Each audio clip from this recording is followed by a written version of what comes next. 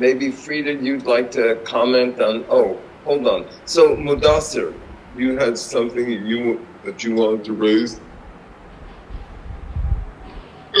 Basically, my first question is going to be, what is the real flag of Iran? First point.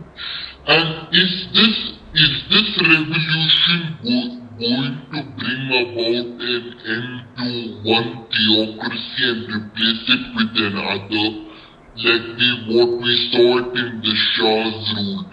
Because what I feel is like what ma'am said, okay, like she was talking about the Sunni Baloch clerics and things like that and about the conservatism. But don't we think that we will be replacing one autocracy with another if we like say, okay, now we say secularism is a good idea because state religions don't work that much. But what I'm trying to say is it must not be to such an extent that radicalism takes ground. So my point being is, okay, you may not like clerics, or everybody doesn't like them. So what I'm trying to say is, how is that going to work out with this new left? Because my take on the matter is the regime must go, but it should not be replaced by another ultra-secularist regime and things like that. And the final question is like, what are we going to do to counter the quote-unquote the left who's supportive of a theocracy? Because what I felt in the meeting is, yeah, it was okay, not so bad, but what I'm trying to say here is this left going to be anti-religion or something? Anti-Islam or something? That's my point, and I am done with it. In relation to what Mudassir raised, I mean, we really see ever since the Sykes-Picot Accord of, what was that, 1916, that capitalism has been a disaster in Iran. And you had the revolution in 1979 that attempted to establish democracy, and we see the result of that. So it seems to me that on all the questions, from women's rights, the national question, workers' rights, and all of it, that the issue of socialism and the overthrow of capitalism is directly related. By Mudassir was, what is the real flag of Iran? Okay, real, I don't know what you mean by real, but before the Islamic Republic, it was the three colors with the picture of the lion and the sun on it, but without it's not a knife. I don't know what they're holding. It's something like a knife. The Mujahideen flag is the lion, but holding a knife. And the Iranian flag currently has the same colors, but has an image of a symbol of the Islamic Republic in the middle. So those are the three that I have seen. So the real flag, hopefully there will be a new flag when this regime is overthrown.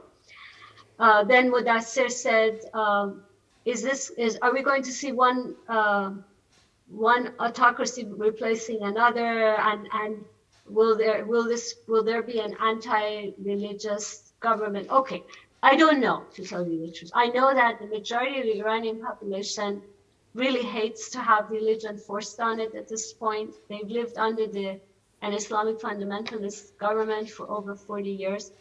The majority of them are still believers, and they still consider themselves Muslim believers. So they're not against Islam, and they believe in God.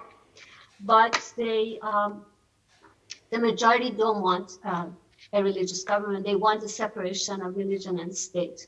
Now, whether we might end up with a secular state that's autocratic, I don't know. It's possible if we don't address the issues of feminism and the rights of minorities and labor rights, and have the basics of free speech and free expression and free press, then yeah, we could possibly end up with a secularist authoritarian regime. I mean, look at what existed under Saddam Hussein in Iraq. He supposedly was secular, but it was completely authoritarian. So, but I hope that there won't be. I mean, of course, people who want to practice their religion should have rights, so long as the practice of that religion does not involve promoting racism and sexism, misogyny, and opposition to civil rights. So that's really the red line as far as I'm concerned. And certainly the Baha'is should have the right to practice their religion. They've been the most oppressed religious minority in Iran. The next question was by John about the rally of Iranians abroad. It had the most left field. Yes, because especially in the Bay Area where John lives, in San Francisco Bay Area, we have a lot of Iranians who come from a leftist background, and so they... Interesting and informative presentation. I learned a lot. And I'm glad that we have this recorded so we can share it with other people. There is an International Day of Solidarity with Ukraine planned for February 24th.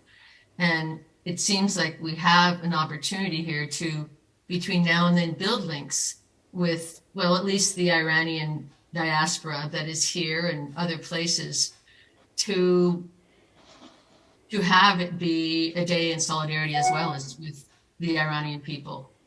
John and I will definitely at least plan to go to the protests next weekend in San Jose, and anybody else that's here that can go, that would be great.